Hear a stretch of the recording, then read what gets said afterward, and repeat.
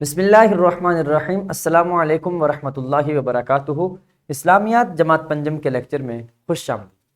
عزیز طلباء و طالبات، آج ہم اسلامیات جماعت پنجم یونٹ نمبر 2.5 جو کہ عیدین سے متعلق ہے، اس کا دوسرا لیکچر پڑھنے جا رہے ہیں۔ آغاز کرتے ہیں حاصلات تعلم سے۔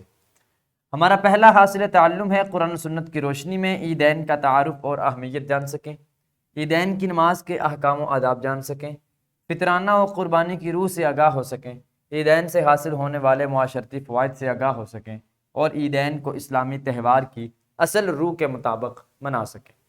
آغاز کرتے ہیں اعلان سبق کے ساتھ۔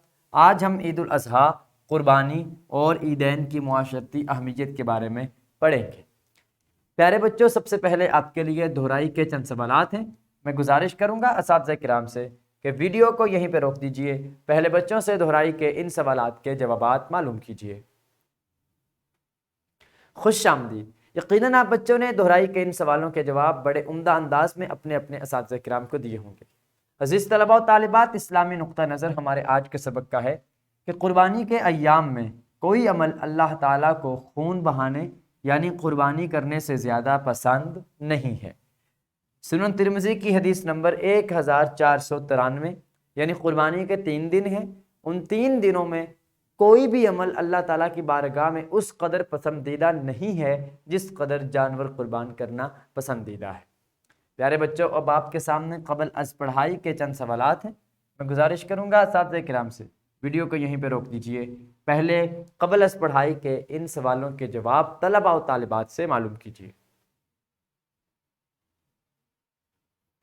خوش آمدید۔ یقیناً آپ بچوں نے ان سوالوں کے جواب بڑی دلچسپی کا مظاہرہ کرتے ہوئے اپنے اساتذہ کرام کو دیے ہوں گے۔ پیارے بچوں، اب ہم عید الاضحیٰ کے متعلق چند ایک تعارفی کلمات سیکھ لیتے ہیں۔ مذہبی تہواروں میں دوسرا بڑا تہوار عید الاضحیٰ کا ہے، جس میں مسلمان اللہ کی راہ میں جانور ذبح کرتے ہیں۔ عید الاضحیٰ دراصل ہمیں سنت ابراہیمی کی یاد دلاتی ہے کہ اللہ کی راہ میں اگر ہمیں اپنی سب سے عزیز چیز بھی قربان کرنی پڑے تو ہمیں دریغ نہیں کرنا چاہیے۔ حضرت ابراہیم علیہ السلام نے صرف ایک خواب کو دیکھتے ہوئے اپنی سب سے زیادہ محبوب چیز یعنی اپنے بیٹے کو قربانی کے لیے اللہ کی بارگاہ میں پیش کر دیا تھا۔ تو یہی چیز ہمیں سبق سکھاتی ہے کہ جب اللہ تعالیٰ کی بارگاہ میں کوئی شے پیش کرنے کا وقت آئے، اس وقت اپنی سب سے پسندیدہ چیز کو اللہ کے حضور میں پیش کرنا چاہیے، اور یہی عید الاضحیٰ کا فلسفہ ہے جو ہمیں اسی بات کی جانب گامزن کرتا ہے۔ عید الاضحیٰ میں مسلمان اللہ کی راہ میں جانور قربان کرتے ہیں اور اسے 3 حصوں میں تقسیم کرتے ہیں۔ 3 حصے کون کون سے ہیں؟ ایک حصہ اپنے لیے، دوسرا حصہ رشتہ داروں کے لیے اور تیسرا حصہ غرباء و مساکین کے لیے۔ یعنی گوشت کے 3 برابر حصے کیے جاتے ہیں، ایک حصہ اپنے اور گھر والوں کے لیے رکھا جاتا ہے، دوسرا حصہ رشتہ داروں میں تقسیم کیا جاتا ہے، جبکہ تیسرا حصہ غرباء اور مساکین میں تقسیم کیا جاتا ہے۔ اور عید الاضحیٰ میں یہی چیز ہمیں سکھائی جاتی ہے کہ اگر ہم خود کھاتے ہیں تو دوسروں کو بھی اپنے ساتھ شریک کریں اور دوسروں کو بھی کھلائیں۔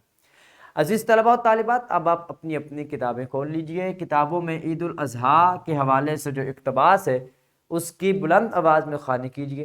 گزارش کرتا ہوں اساتذہ کرام سے ویڈیو کو یہیں پہ روک دیجئے، پہلے بچوں سے عید الاضحیٰ اور عیدین کی معاشرتی اہمیت کے حوالے سے کتاب میں موجود اقتباسات کی درست تلفظ اور روانی کا خیال کرتے ہوئے بلند آواز میں خوانی کروا لیجئے۔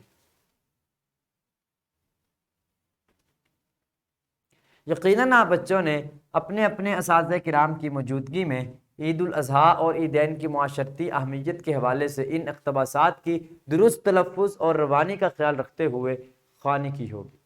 پیارے بچوں، اب آپ کے لیے سرگرمی ہے۔ سرگرمی یہ ہے کہ آپ کو کون سا تہوار پسند ہے، عید الفطر یا عید الاضحیٰ؟ آپس میں گفتگو کریں اور پسندیدگی کی وجہ بھی بتائیں۔ آپ 2 گروپس میں 2 کے جوڑوں میں بچے تقسیم ہو جائیں۔ ایک بچہ بتائے کہ اسے عید پسند ہے عید الفطر میں یا عید الاضحیٰ، کون سی عید زیادہ پسند ہے، اور پھر اپنی پسندیدگی کی وجہ بھی بتائے گا۔ اسی طرح دوسرا بچہ پھر اپنی پسند اور پسندیدگی کی وجہ بھی دوسرے کے سامنے بیان کرے گا۔ اسی طرح سے کلاس میں آپس میں گفتگو کریں۔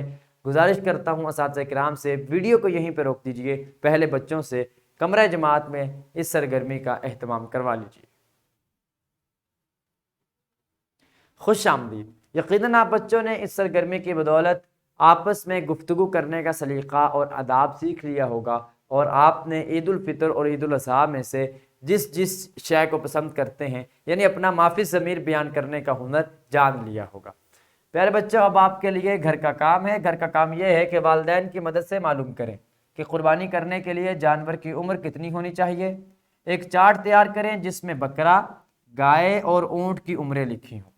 آپ نے اپنے والدین سے پوچھنا ہے کہ کس عمر کے جانور کی قربانی کی جا سکتی ہے، یعنی اگر ہم بکرا قربان کریں اس کی عمر کتنی ہونی چاہیے، گائے یا بیل قربان کریں اس کی عمر کتنی ہونی چاہیے، اونٹ قربان کریں تو اس کی عمر کتنی ہونی چاہیے۔ ایک چارٹ تیار کریں، اس پہ ان کی عمریں تحریر کریں اور پھر اس چارٹ کو کمرہ جماعت میں چسپاں کریں۔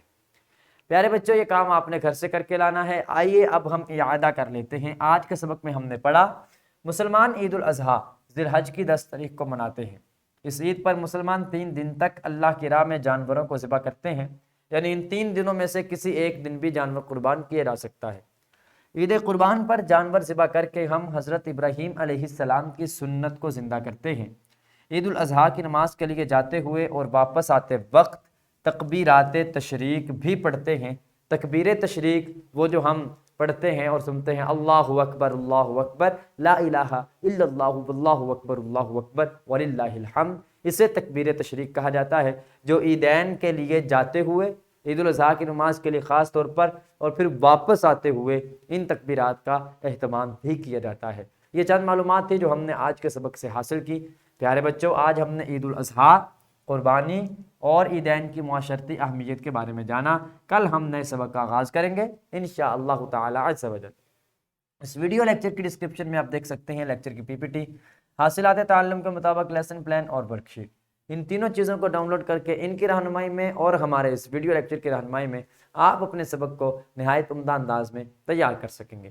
اس کے ساتھ ہی مجھے اجازت دیجیے، انشاءاللہ العزیز کل نئے سبق کے ساتھ حاضر خدمت ہوں گے۔ اللہ کریم ہم سب کا حامی و ناصر ہو۔ اللہ حافظ۔